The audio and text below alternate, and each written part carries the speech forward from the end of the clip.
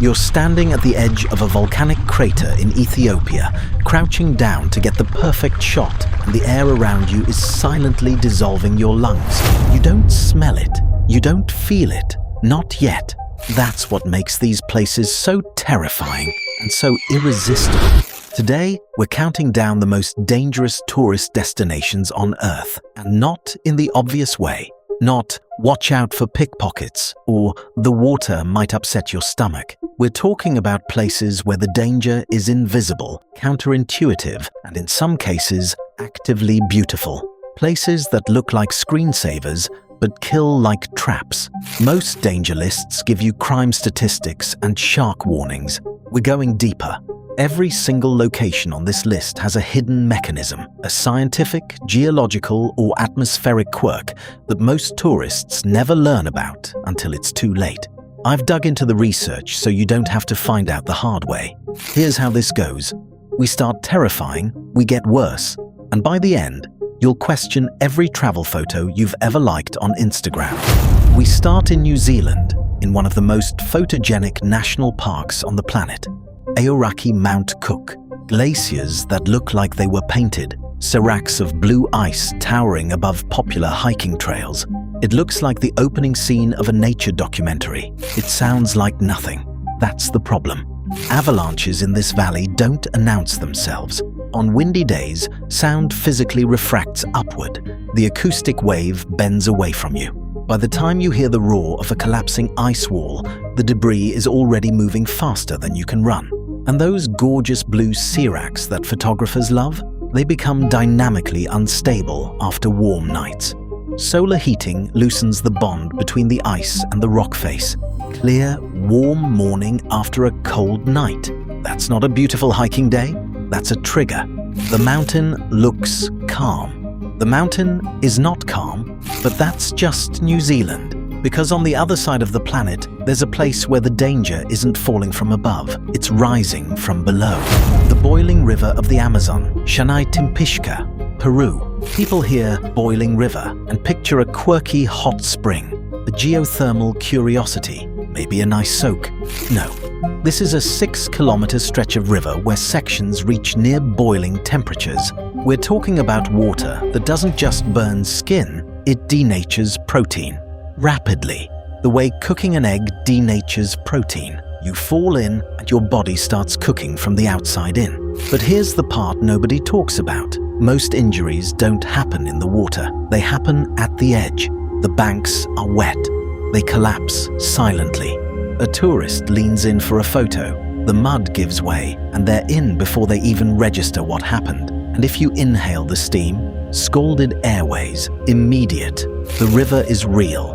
The danger is real, and it looks, from a distance, absolutely magical. That's important. But if you think a boiling river is extreme, there's a lake in Tanzania that doesn't just burn you, it mummifies you. Lake Natron, Tanzania. The water is red, vivid flamingo pink red. It looks like something from another planet.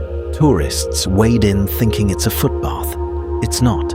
Lake Natron is one of the most caustic bodies of water on Earth. The pH is so high, so intensely alkaline, that it calcifies animals that die in it, literally turns them to stone. Photographers have documented calcified birds, bats, and fish preserved in rigid statue-like form along the shoreline.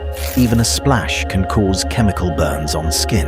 But here's the detail that should terrify photographers specifically. The corrosive aerosol rising off the surface eats camera gimbals. Tourists have watched their gear start to bind up and seize mid-shoot. If your equipment starts failing, your skin and eyes are receiving the same treatment. The lake is destroying your camera as a warning. Most people ignore the warning. The flamingos love it here, by the way. They've evolved for it. You have not. Now, let's talk about a place that kills you with beauty and a blue sky. The slot canyons of the Colorado Plateau, Arizona, USA. You've seen the photos, shafts of golden light pouring through curved sandstone walls. It's one of the most photographed landscapes in America. It's also a death trap that gives you almost no warning.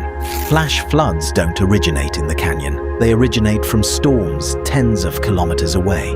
The sky above you can be completely clear, not a cloud, not a rumble, nothing. And then a wall of water and silt arrives moving faster than a car. The first surge isn't even water, it's slurry, liquid sandpaper. It abrades skin on contact, and if you inhale it, it clogs your lungs. The warning signs are a faint, distant roar and a sudden gust of wind. You have seconds, not minutes, seconds. People have died in these canyons on cloudless days. The canyon looked perfect.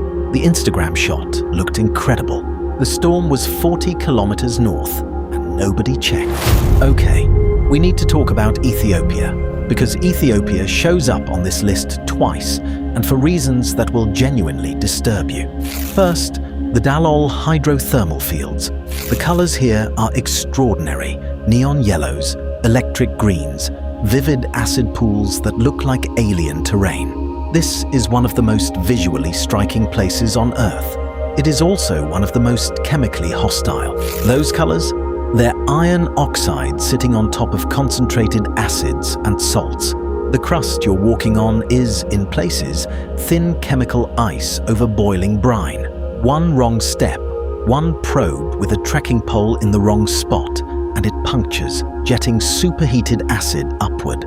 Tourists have had their boot soles delaminate mid-hike. The rubber literally dissolves. If your soles go tacky, if you feel your shoes softening, that is your signal to turn around immediately. Your feet are telling you what your eyes can't see. But Dalol's neighbor is somehow worse.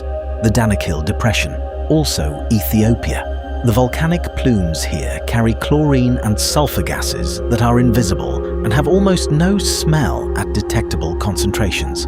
These gases dissolve in the moisture lining your airways and form acid inside your lungs. Here's the part that makes it especially dangerous. Gas is dense. It sinks. It pools in low spots. Tourists crouch down for dramatic steam vent photographs, positioning their faces right at ground level, right where the highest gas concentrations sit. The photographers getting the best shots are getting the worst exposure. You can't see it, you can't smell it in time. And by the time your lungs start to react, you've already been breathing it for minutes. If you're finding this as fascinating as it is terrifying, you're in the right place. Hit subscribe, we go this deep on every video, and drop a comment. Which of these would you still visit, knowing what you know now? Because the answer says a lot about you. Now, the place most people have never heard of, that might be the most deceptively deadly destination on this entire list. Oymyakon, Yakutia, Russia, the coldest permanently inhabited place on Earth. Temperatures drop to minus 50 degrees Celsius. Tourists come for the experience, for the photos, for the bragging rights. Here's what happens to your body at those temperatures that nobody tells you. Breathing, just breathing. At minus 40 to minus 50, if you inhale too fast, if you gasp, if you're excited, if you're jogging for a photo, you desiccate and freeze the surface of your airways. Micro cracks form in the tissue. Those micro cracks become entry points for pneumonia. People have left Oymyakon with what felt like a cold and developed serious lung infections within days. And the trap is this: you go inside to warm up. Your clothing, your hair, your gear absorbs moisture from the warm air. Then you step back outside. That moisture refreezes instantly, inside your jacket, against your skin. The warmth you just absorbed becomes a layer of ice against your body. The cold doesn't kill you dramatically. It kills you through a series of small, invisible mistakes. Which brings us to our final destination, the one that earns its place at the top, Annapurna Base Camp, Nepal. People treat this as the accessible Himalayan trek, not Everest, not K2, Annapurna. Families do it, solo travelers do it. It's on 100 bucket lists. Statistically, it is more dangerous than the Everest Base Camp trek. The terrain funnels avalanches and rockfall directly across the trail. There's no way around the run-out zones. You walk through them, and the timing trap is brutal. Clear mornings after fresh snowfall are the most dangerous windows. Solar heating begins immediately at altitude. By mid-morning, wet avalanche slides release. And mid-morning is exactly when most trekkers are moving through the most exposed sections, having set out at dawn in perfect, clear conditions, feeling great. The mountain rewards your enthusiasm by waiting for you in the run-out zone. Here's what all of these places have in common. They're stunning, genuinely, breathtakingly beautiful. The danger isn't obvious. It doesn't announce itself. It hides inside the thing that drew you there in the first place. The color, the steam, the silence, the perfect sky.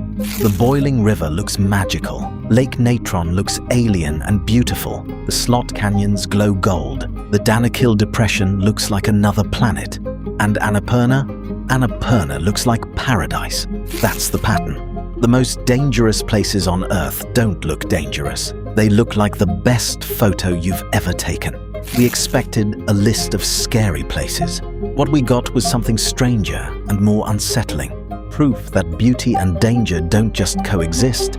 Sometimes they're the exact same thing.